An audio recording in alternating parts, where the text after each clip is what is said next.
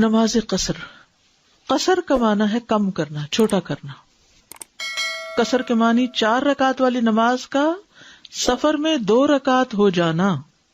نماز قصر کی مشروعیت کیا ہے، یعنی اس کی دلیل کیا ہے؟ قرآن مجید میں آتا ہے وَإِذَا ضَرَبْتُمْ فِي الْأَرْضِ فَلَيْسَ عَلَيْكُمْ جُنَاحٌ أَن تَقْصُرُوا مِنَ الصَّلَاةِ إِنْ خِفْتُمْ أَن يَفْتِنَكُمُ الَّذِينَ كَفَرُوا إِنَّ الْكَافِرِينَ كَانُوا لَكُمْ عَدُوًّا مُبِينًا.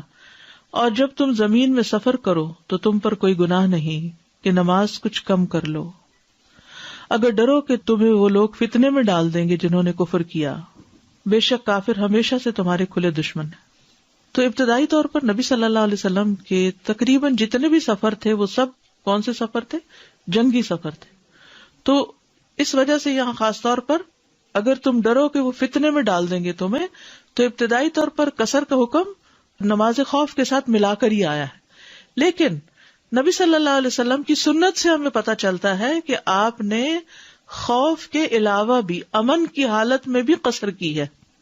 ٹھیک، سفر میں 2 رکعت نماز کی فرضیت کو باقی رکھا جانا. نبی صلی اللہ علیہ وسلم کی زوجہ عائشہ رضی اللہ عنہا کہتی ہیں، صحیح مسلم کی روایت ہے کہ جب اللہ نے نماز فرض کی تو وہ 2 رکعت فرض کی، یعنی ابتدا میں جو نماز کا حکم آیا وہ کیا تھا؟ 2. پھر حضر کی صورت میں اسے مکمل کر دیا اور سفر کی نماز کو پہلے فریضے پر قائم رکھا گیا. ٹھیک ہے، یعنی گھر میں ڈبل کر دیا گیا اور سفر میں اصلی نماز کو رکھا گیا. ابن عباس سے روایت ہے، انہوں نے کہا اللہ نے تمہارے نبی صلی اللہ علیہ وسلم کی زبان سے نماز فرض کی، حضر میں 4 رکعات، سفر میں 2 رکعات، اور خوف جنگ میں امام کے ساتھ 1 رکعت اور امام کے بغیر 1 رکعت. اللہ کی طرف سے صدقہ. یہ قصر کیا ہے؟ چھوٹی نماز کیا؟ اللہ کی طرف سے صدقہ. یعلا بن امیہ کہتے کہ میں نے عمر بن خطاب رضی اللہ عنہ سے اس آیت لیس علیکم جناح ان تقصروا من الصلاة ان خفتم ان یفتنکم الذین کفروا، اس کے بارے میں پوچھا کہ لوگ تو امن میں آ چکے ہیں، پھر کیوں قصر کریں؟ کیونکہ اس آیت میں کیا ہے؟ ان خفتم، اگر تمہیں ڈر ہو. تو حضرت عمر رضی اللہ عنہ نے فرمایا کہ مجھے بھی یہی تعجب تھا کہ قرآن میں تو یہ آتا ہے، یعنی جیسے تمہیں تعجب ہے تو میرے ذہن میں بھی یہی بات تھی. تو میں نے رسول اللہ صلی اللہ علیہ وسلم سے اس کے متعلق پوچھا تو آپ نے فرمایا یہ صدقہ ہے، اللہ نے تم پر یہ صدقہ کیا، پس اس کا صدقہ قبول کرو. یعنی تمہارے لیے آسانی کی ہے. صدقہ کا مطلب جب کسی پہ صدقہ کرتے تو کیا اس کے لیے آسانی کرتے، تو اللہ نے تمہارے لیے آسانی کی ہے. قصر میں اللہ کی رحمت. ابن قیم کہتے ہیں سفر بذات خود عذاب کا ایک ٹکڑا ہے، یہ خود ہی مشقت اور دقت ہے. اگر کوئی مسافر خوشحال ترین لوگوں میں سے بھی ہو تو وہ اپنے حساب سے مشقت اور دقت ہی میں ہوتا ہے. چاہے آپ بزنس کلاس کیا فرسٹ کلاس کی بھی سیٹ بک کر لیں تو 14 گھنٹے فلائٹ کے اندر بند رہنا قید خانے سے کم نہیں ہوتا، کہ جس میں زیادہ تر لیٹنے کی بھی جگہ کتنی ہوتی ہے، اور پھر یہ کہ چلنے پھرنے کی تو نہ ہونے کے برابر، اور پرائیویسی بھی کم ہوتی ہے، اور تھکاوٹ بھی ہوتی ہے، ایئر پریشر بھی ہوتا ہے، سب کچھ ہوتا ہے. جی، یعنی اس دور میں تو خیر بہت ہی زیادہ مشقتیں تھیں، لیکن آج کے دور میں بھی کسی بھی قسم کا سفر ہو تھکاوٹ تو ہوتی ہی ہوتی ہے. اور جب انسان تھکتا ہے تو سب سے پہلے کیا متاثر ہوتا ہے؟ چاہے کچن میں کھڑے ہو کے تھکے، نماز مشکل ہو جاتی. تو جانے سے پہلے ہی پڑھ لیا کریں.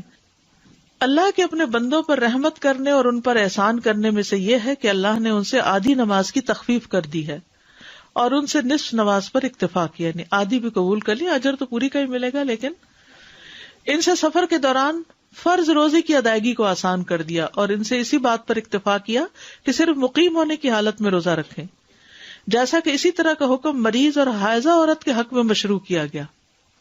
یعنی حیض کی حالت میں عورت کے ساتھ بھی آسانی کی گئی کہ اس کی تو بالکل ہی نماز معاف، لیکن روزہ بعد میں رکھ لے.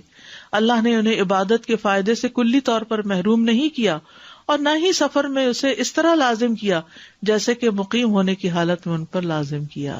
اتنا بڑا سبق ہے اس میں کہ حالات بدلنے سے احکام بدل جاتے ہیں.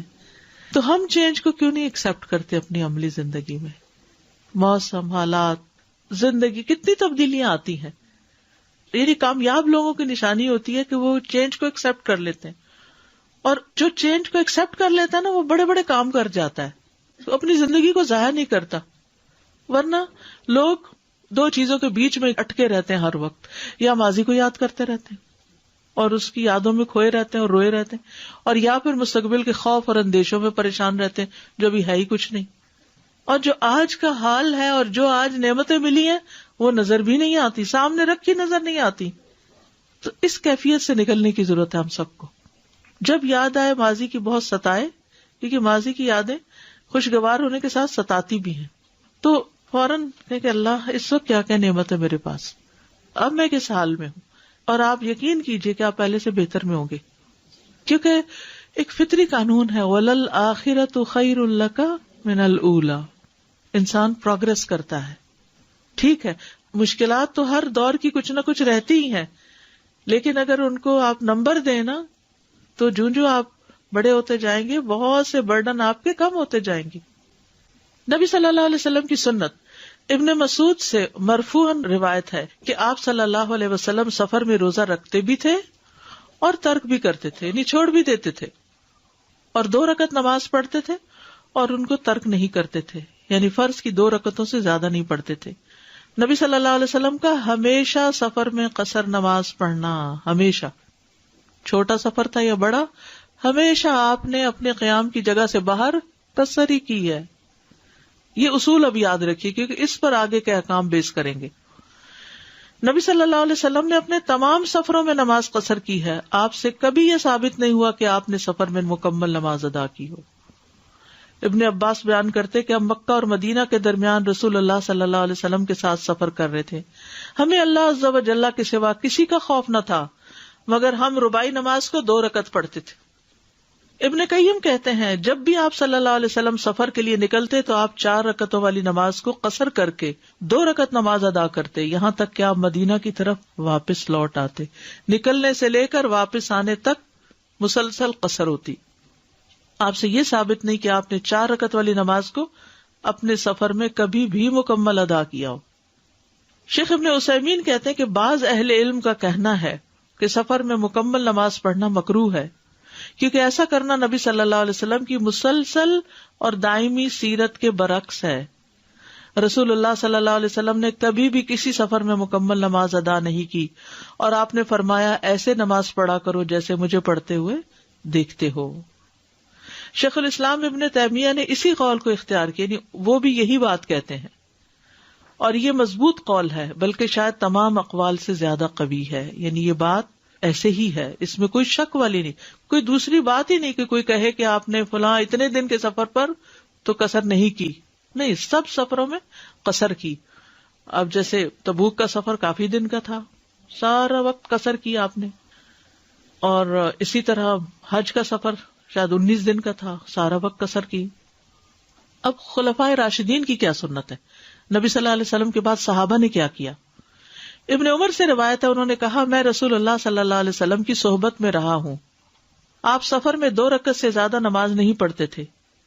اسی طرح ابو بکر، عمر اور عثمان رضی اللہ عنہم بھی 2 رکعت سے زیادہ نماز ادا نہیں کرتے تھے. ابن سمت بیان کرتے ہیں میں نے عمر بن خطاب رضی اللہ عنہ کو ذوالحلیفہ کے مقام پر 2 رکعت پڑھتے دیکھا ہے. ذوالحلیفہ جہاں ابیار علی ہے نا، عمرے کے لیے احرام باندھتے ہیں مدینہ سے نکلتے ہوئے، اس جگہ. تو میں نے ان سے اس کے بارے میں پوچھا تو انہوں نے فرمایا میں تو اسی طرح کرتا ہوں جس طرح میں نے رسول اللہ صلی اللہ علیہ وسلم کو کرتے ہوئے دیکھا ہے. اور سنن نسائی کی روایت ہے. صحابہ کا قصر کو ترجیح دینا. عبد الرحمن بن یزید سے روایت ہے، انہوں نے کہا کہ ہمیں عثمان بن عفان نے منا میں 4 رکعتیں پڑھائیں. جب اس کا ذکر عبداللہ بن مسعود سے کیا گیا تو انہوں نے انا للہ و انا الیہ راجعون پڑھا اور فرمایا میں نے رسول اللہ صلی اللہ علیہ وسلم کے ساتھ منا میں 2 رکعتیں پڑھی، ابو بکر کے ساتھ منا میں 2 رکعتیں پڑھی، عمر بن خطاب کے ساتھ بھی منا میں 2 رکعتیں پڑھی. کاش 4 رکعتوں کی بجائے میرے حصے میں وہی 2 رکعتیں آئیں جو اللہ کے یہاں مقبول ہوں. یعنی اصل بات کیا ہے؟ اللہ کی اطاعت اور نبی صلی اللہ علیہ وسلم کی سنت، اللہ کی اطاعت.